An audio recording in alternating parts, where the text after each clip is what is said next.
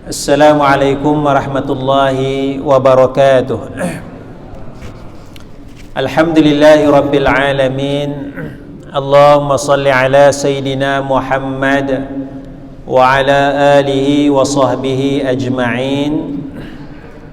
Subhanaka la ilma lana illa ma 'allamtana innaka antal alimul hakim. Rabbi shrah li sadri wa yassir li amri wahlul 'uqdatam min lisani yafqahu qawli, amma ba'. Yang dihormati Tuan Imam, Tuan Bilal, jawatan kuasa masjid, sidang jemaah, moga-moga kita dirahmati Allah Subhanahu wa taala.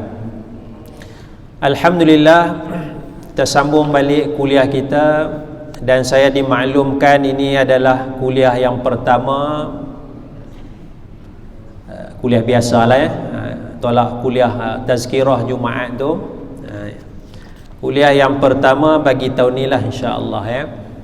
Dan kita harap boleh teruskanlah ya. Tak ada lah PKP lagi kot ya.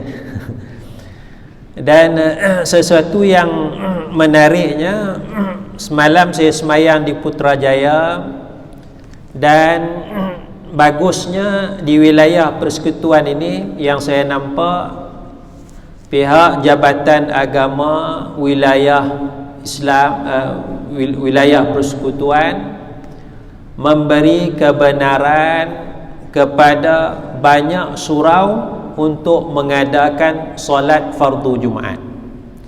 Surau-surau yang tidak buat Jumaat dulu telah diberi kebenaran sementara untuk mengadakan solat fardu Jumaat ya.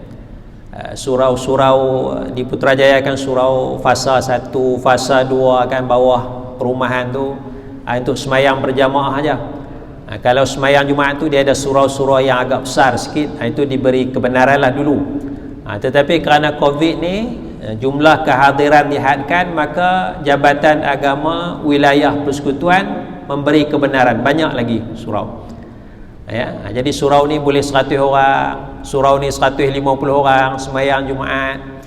Jadi IJK umumkan kalau dah lebih, pergi surau sebelah, jalan kaki surau sebelah semayang Jumaat. Kalau surau di sana pun dah cukup, lebih had dia, pergi satu lagi surau, jalan kaki sebelah ya, membanyakkan ya. Itu satu tindakan yang dasarnya bagus, iaitu memberi peluang yang lebih banyak kepada masyarakat Islam untuk menunaikan solat fardu Jumaat ya. Jadi kalau yang tak dapat tu tengok keadaan lah. Tak dapat tu tengok keadaan, sama ada dia tak dapat tu sebab dia cuai, dia tak dapat tempat solat Jumaat tu sebab dia memandang ringan kepada solat Jumaat. Kalau dia memandang ringan, dia cuai, Zuhur 1.27 ya, 1.27, dia duduk rumah atas tingkat 7, tingkat 8. Tak apa, dia kata surau aku ni boleh buat Jumaat. Dia pun datang 1.26 ya, tak dapat dah. Pergi surau sebelah pun tak dapat kan. Sedangkan dia boleh turun pukul 1 tu, dia boleh turun pukul 12.50 tu, dia boleh turun. Tak, dia kata tak apa, surau ni surau bawah rumah aku je, 1.26 baru turun, seminit lagi nak zuhur. Maka kemungkinan dia cuai, kemungkinan dia mengambil ringan kewajipan solat Jumaat itu.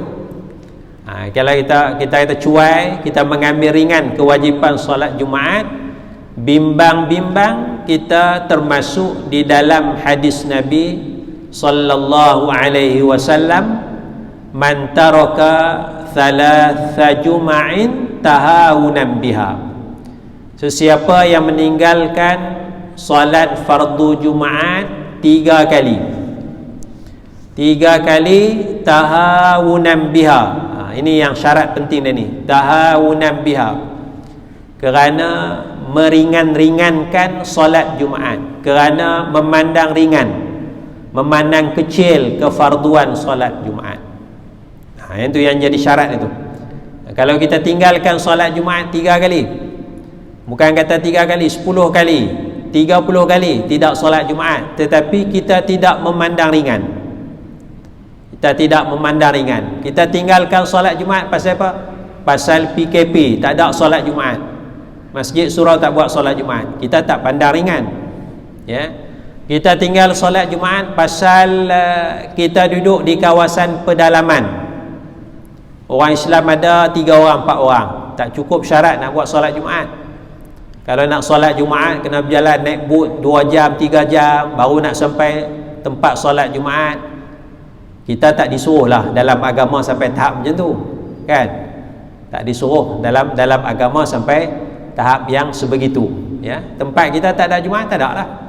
Tak perlulah kita susah payah naik bot 2 jam nak pergi tempat Jumaat, ya. Lepas tu kena naik kereta pula, sejam 2 jam pula. Maknanya pagi tu kena keluar dah, pukul 6 pagi kena keluar dah, nak sembahyang Jumaat pukul 12 tengah hari tu.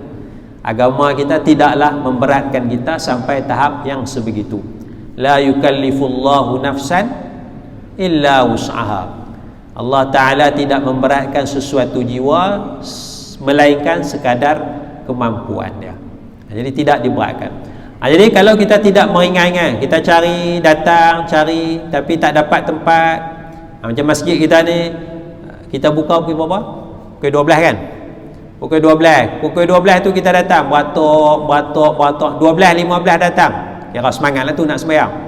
Beratok tiba-tiba sampai giliran kita, petugas tu rela kata tutup dah, cukup dah. AJK kata tak boleh masuk dah, penuh dah. Kita ada usaha datang dah. Jadi kita meringankan atau tidak? Kita meringankan atau tidak? Tidak. Kita ada usaha datang dah, ya. Kita habis pejabat 12.15, kita pun terus datang, kan? Sampai sini 12.20 tutup dah, penuh dah masjid. Kita tidak meringankan, kita usaha. Maka bila kita tidak meringankan, maka kita tidak termasuk dalam hadis Nabi, sesiapa yang meninggalkan 3 kali Jumaat kerana meringan-ringankan solat Jumaat, taba'allahu ala qalbi, Allah Ta'ala cop hati dia. Allah cop hati dia, Allah jadikan hati dia tu keras. Allah cop hati dia sebagai munafik kalau kita meninggalkan kerana meringan-ringankan solat fardu Jumaat. Anak kita, cucu kita tak sembahyang Jumaat, ya. Pasal apa? Pasal katalah ya, peraturan kata umur 14 tahun ke bawah tak boleh sembahyang Jumaat, tak boleh datang. Contoh, anak cucu kita mungkin dah cukup usia dah balik dah, tapi kerana peraturan dia tak boleh datang. Dia tak boleh datang lagi. Dia bukan meringan-ringankan, dia tidak dibenarkan lagi. Contohlah kan. Jadi dia tinggal berapa kali pun tidaklah menjadi kesalahan, kerana dikira sebagai uzur syarak, ya, uzur syarak. Baik, jadi kita cari peluang untuk hadir solat Jumaat, dan bila kita dapat peluang itu, alhamdulillah. Kalau kita tidak dapat, maka kita tidak berdosa, kerana kita sudah berusaha untuk hadir solat Jumaat. Tuan-tuan dan puan-puan sidang jemaah, moga-moga kita dirahmati Allah Subhanahu wa taala. Pagi ini kita nak sambung sikit satu ataupun 2 hadis Nabi sallallahu alaihi wasallam sebagai panduan kepada kita tentang kehidupan kita bersama masyarakat bukan Islam, dan adanya sambutan agama bukan Islam. Sambutan agama bukan Islam. Jiran kita sambut Deepavali, ya. Adakah harus bagi kita bersama-sama menyambut Deepavali dengan jiran kita? Kita meraihkan, adakah harus ataupun tidak? Dia sambut Christmas, kita pun sama-sama meraihkan. Tolong hias pokok, apa lagi, buatlah upacara-upacara tu dengan niat untuk meraihkan sambutan agama bukan Islam, dengan niat untuk menyambut perayaan agama bukan Islam. Maka asas yang penting adalah sebagaimana firman Allah Subhanahu wa taala. Yang pertamanya Allah taala firman, a'udzubillahi minasyaitonir rajim, wala yarda li'ibadihil kufra. Dan Allah Subhanahu wa taala tidak redha kekufuran bagi hamba-hambanya. Allah tidak redha kekufuran bagi hamba-hamba dia. Jadi salah satu maksudnya Allah tidak redha dengan perkara kufur. Allah tidak redha dengan perkara kufur. Maka daripada ayat inilah para ulama menetapkan satu kaedah, satu kaedah daripada ayat ini dan juga daripada hadis-hadis yang lain, iaitu daripada hadis man ra'a minkum munkaran falyughayyirhu biyadihi fa illam yastati' fa bilisanihi fa illam yastati' fa biqalbihi wa dhalika adhaful imani. Sesiapa yang melihat perkara mungkar, hendaklah dia ubah dengan kuasa, dengan tangan, dengan kuasa. Kalau dia tidak mampu, hendaklah dia ubah dengan lidah bagi nasihat. Dan kalau tidak mampu, hendaklah dia ubah dengan hati. Dia ubah dengan hati. Maknanya engkar dengan hati. Kalau dengan hati boleh ubah tak? Kita tengok orang minum arak, kita ubah dengan hati, boleh ke tak boleh? Orang yang minum tu dengar tak? Kita tegah dia minum arak, dia tak dengar pun. Dia tak dengar. Tapi susunan dia, kalau sesiapa melihat perkara mungkar, ubahlah dengan tangan, kuasa, tangan atau kuasa. Kalau tak mampu dengan tangan, hendaklah dengan mulut, mana bagi nasihat. Kalau tak mampu dengan mulut, tak berani nak bagi nasihat, dengan hati, ubah dengan hati. Falyughayyirhu biqalbih, takdir dia ubah dengan hati. Mana boleh ubah dengan hati kan? Ada, tapi Rasulullah suruh dengan hati tu. Maknanya engkar dengan hati, tak boleh redha. Wa dzalika adhaful iman, dan demikian, yakni engkar dengan hati itu selemah-lemah iman. Ada iman lagi. Maknanya bila kita tak redha orang buat jahat, orang buat maksiat, kita tak redha orang minum arak, ya, mana ada iman lagi. Ada iman. Bila kita tak engkar dengan hati, tak engkar dengan hati, jadi maksudnya kita redha.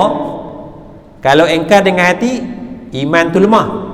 Kalau kita tak engkar dengan hati, maksudnya kita redha. Iman lemah ke iman tak ada? Dia bawah lagi darjat daripada selemah-lemah iman. Barangkali tak ada iman lah. Barangkali tak ada iman. Itu cara mudahlah kita nak faham. Kalau engkar dengan hati, selemah-lemah iman. Kalau tak engkar, yakni redha, barangkali tercabut iman tu, ya, barangkali tercabut iman. Jadi sinilah daripada hadis ni, daripada ayat Quran dan hadis, ulama menetapkan bahawa ar-ridha bil kufri kufrun wa bil ma'siyati ma'siyatun. Redha dengan perkara kufur adalah kufur. Redha dengan perkara kufur adalah kufur. Kita balik sekali lalu nampak kuil situ kan. Biarlah kuil itu kebebasan agama. Lakum dinukum waliyadin. Bagi kamu agama kamu, bagiku agama aku. Itu tak ada masalah, kan? Tapi kita balik tu bawa anak kita, cucu kita tanya pasal agama bukan Islam, pasal kuil. Kita pun bagi tahu anak cucu kita, tak apa, sama aja Tuhan ni. Sembah Allah pun tak apa, sembah dewa tu pun tak apa juga. Kita bagi tolong, kita redha, ya. Sembah dewa ni pun tak apa juga, Tuhan juga dewa ni pun. Kita bagi tahu seolah-olah kita redha, ya. Jadi kita tak boleh redha. Kuil tu ada, gereja tu ada, itu hak beragama. Lakum dinukum waliyadin, bagi kamu agama kamu, silalah beramal. Kamu nak bina gereja, nak buat kuil, silalah, buatlah, ikutlah peraturannya. Itu prinsip lain. Tapi prinsip kita pula satu lagi ialah kita tak redha. Pasal apa kita tak redha? Pasal itu kufur. Walaupun gereja ada, walaupun kuil ada, itu prinsip lakum dinukum waliyadin. Sekarang kita kena satu lagi prinsip, aku tak redha dengan perkara kufur. Itulah ar-ridha bil kufri kufrun. Redha dengan perkara kufur adalah kufur, dan redha dengan maksiat dikira sebagai maksiat. Ya. Jadi kita kena pasakkanlah dalam diri kita, kita tak redha dengan perkara kufur dan tidak redha dengan perkara maksiat. Maka kalau sambut perayaan agama bukan Islam, Deepavali, Taipusam dan sebagainya, asas penting tak boleh redha ni. Tak boleh redha. Satu. Yang keduanya, Allah Ta'ala sebut di dalam Al-Quran, a'udzubillahi minasyaitanir rajim, wala yashhaduna az-zur wa idza marru bil lagwi marru kirama wala yashhaduna adh-dhur. Mereka, siapa mereka? Hamba-hamba Allah ni la yashhaduna az-zur, tidak menyaksikan, tidak menghadiri az-zur, perkara-perkara dusta. Ya. Jadi zur ni dusta. Jadi dia ada dua makna lah, dua makna. Tak ada whiteboard nak tulis. Wala yashhaduna az-zur. Yang pertama, zur dusta, tidak menyaksikan perkara dusta. Kan? Berat juga tak ada benda nak tulis yang tuan-tuan dengar. Yang kali sediakan whiteboard sikit. Wala yashhaduna dzur, tidak menyaksikan perkara dusta. Dusta maknanya saksi palsu lah, saksi palsu. Makna yang kedua, perkara dusta, kata Ibnu Abbas radhiyallahu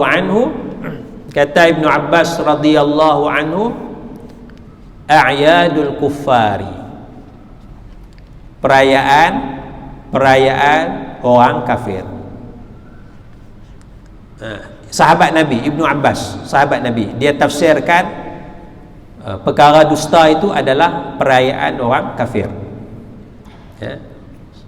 Abdullah bin Abbas, salah seorang sahabat Nabi yang paling ulung lah dalam bidang tafsir Al-Quran, kerana dia mendapat keberkatan doa Rasulullah sallallahu alaihi wasallam, Allahumma faqihhu fid din wa 'allimhu ta'wil. Rasulullah doa khusus kepada Abdullah bin Abbas ni, Allahumma faqihhu fid din, ya Allah fahamkanlah Abdullah ni dalam agama, wa 'allimhu ta'wil, ajarkanlah Abdullah ni ta'wil, yakni tafsir Al-Quran.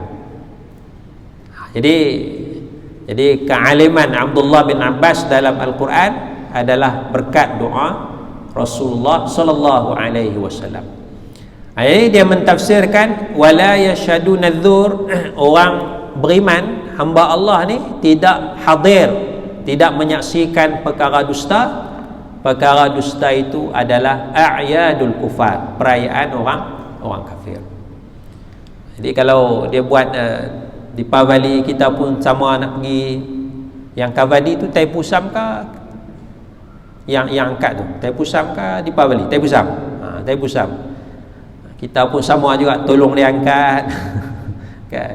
Tolong angkat. Naik anak tangga tu berat ni, tak apalah, kita pun tolong angkat sekali lah. 270 anak tangga tu tolak naik, kan? Pasal apa? Wa ta'awanu, tolong-menolong. Kan? Tak boleh.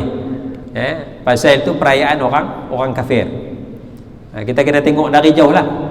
Jadi kita tak boleh meraihkan, kita tak boleh menyambut, kita tak boleh hadir perayaan agama orang kafir. Kerana wala yashhaduna dzur, hamba Allah ni dia tidak menghadiri, tidak menyaksikan perkara dusta, yaknilah perayaan orang kafir.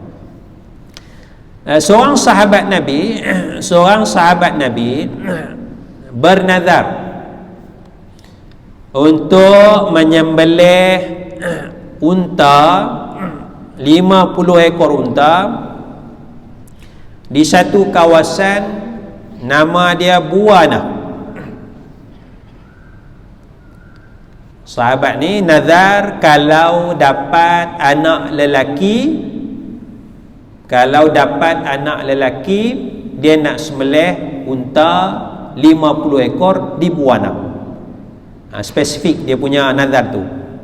Kalau dapat anak lelaki, dia nak sembelih unta 50 ekor di kawasan nama dia Buana.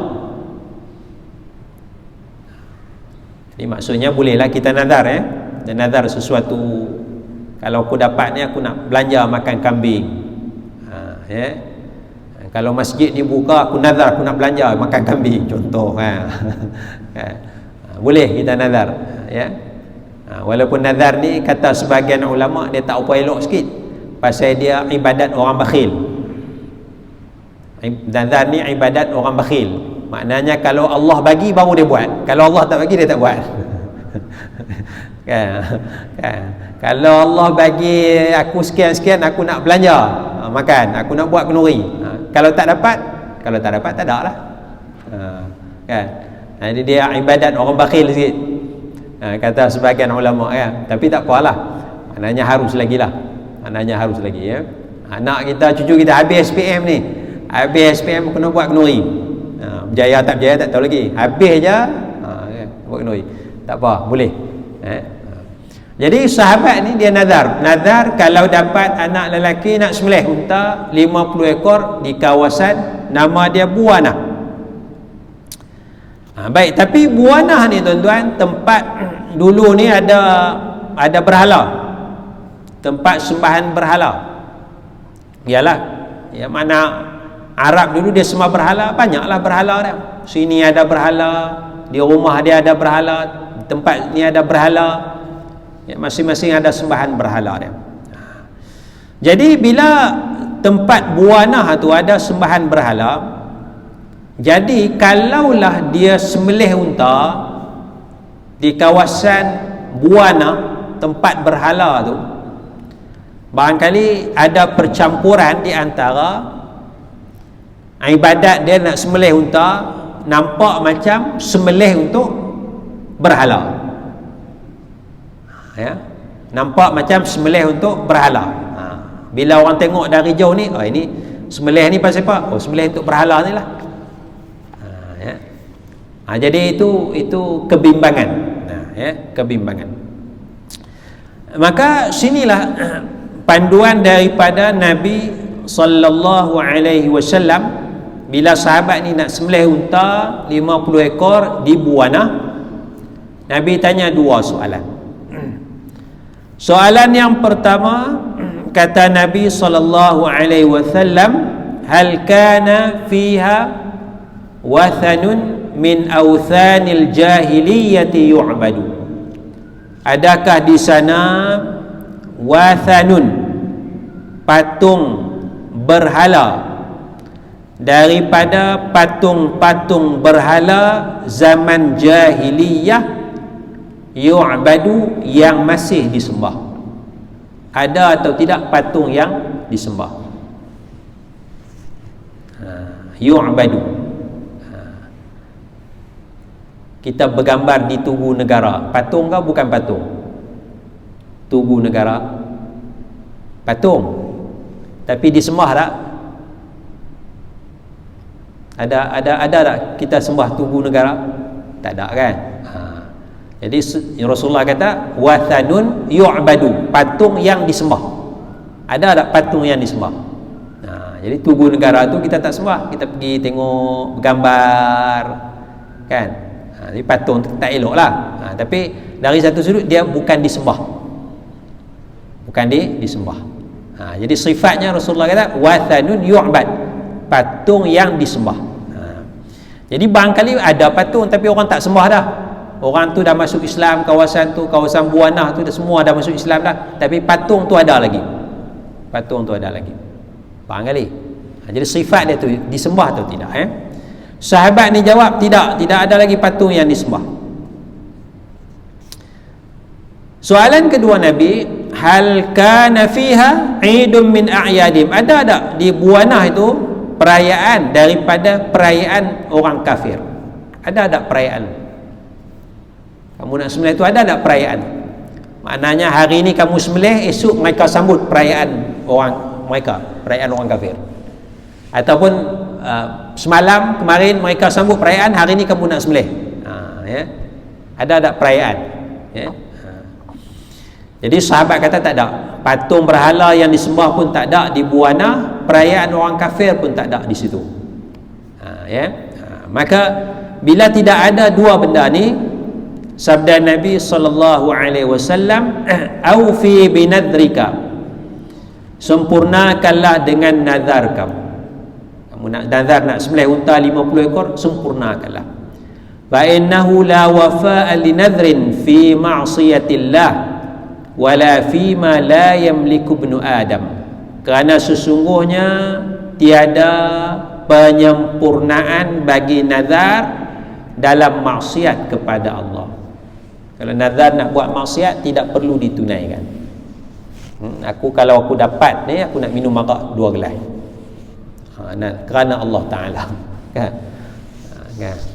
Aku dah dapat benda tu, nak kena minum kan tak kena minum? Tak boleh minum. La wafa'a li nadhrin fi ma'siyatil, tidak ada nazar, tidak boleh sempurnakan nazar dalam maksiat kepada Allah Subhanahu wa taala. Kalau pasukan bola tu menang, aku nak berbogel, pakai sepeda aja nak keliling masjid ni. Kalau pasukan bola tu menang, pasukan bola aku kalah, aku nak pakai sepeda ya, pusing ni. Maksiat tak? Maksiat. Kan? Walaupun pasukan bola kita kalah, Kedah kalah dah malam tadi dah. Kedah kalah. Katalah nazar kan, lawan dengan kawan kita bertanding kan, kita bet dengan dia, kan? Kalau pasukan aku kalah, aku nazar aku nak bogel kita ni. Tidak perlu disempurnakan. La wafa'a li nadhrin fi ma'siyatillah, tidak boleh sempurnakan nazar dalam maksiat kepada Allah Subhanahu wa taala. Jadi kalau kamu buat sembelihan tu sahabat, kalau seolah Nabi nak beritahu, kalau kamu nazar nak sembelih, situ ada berhala, tak cantik lah, macam jadi satu maksiat lah, seolah-olah sembelih kepada berhala tu. Kalau ada perayaan orang kafir, seolah-olah sembelih kerana perayaan mereka, seolah-olah, jadi itu tidak dibenarkan. Wala fi ma la yamliku ibnu Adam, dan tidak ada penyempurnaan nazar dalam benda yang tidak dimiliki oleh anak Adam. Kita tak mampu buat. Aku nazar nak puasa seminggu direct, tak buka langsung, tak makan tak minum selama seminggu, berbuka tak buka puasa langsung direct. Hari ini hari Sabtu, besok nak start, besok hari Ahad depan baru nak buka puasa. Nazar macam tu tidak dimiliki oleh anak Adam, tidak mampu, maka yang tu pun tak perlu buat, tidak perlu disempurnakan, kerana itu luar kemampuan manusia. Jadi kalau nazar nak puasa setiap hari selama seminggu, maghrib buka, esok teruskan lagi, itu tak apalah, itu dimiliki oleh anak Adam. Yang ni direct seminggu tak mau buka puasa, itu tidak dibenarkan, Jadi daripada hadis ni maknanya kita faham bahawa tidak wajar, tidak harus untuk kita hadir, untuk kita sama-sama menyambut perayaan agama bukan Islam. Tak boleh kita nak hadir kita sambut, kita nak pergi Batu Cave, kita nak sambut Deepavali, kita nak sambut Christmas di gereja, termasuk yang kita nak sambut tahun baru Cina. Sebab ada orang kata dia ada agama, ada orang kata budaya. atas takdir andaian bahawa tahun baru Cina tu agama, ya, tak boleh lah. Tapi kalau atas andaian dia budaya bangsa, saya orang Cina, kami orang Cina, kami nak sambut kerana budaya kami orang Cina, tak ada kaitan dengan agama, tak apalah, kerana itu budaya bangsa, ya, budaya bangsa. Mana bangsa, tiap-tiap bangsa tu ada adalah masing-masing. Jadi kita nak kena tengok keadaan itu. Jadi kalau dah tak boleh sambut perayaan agama, ya. Baik, satu lagi.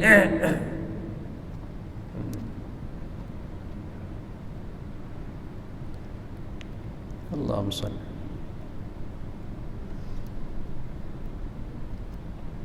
Ya Allah.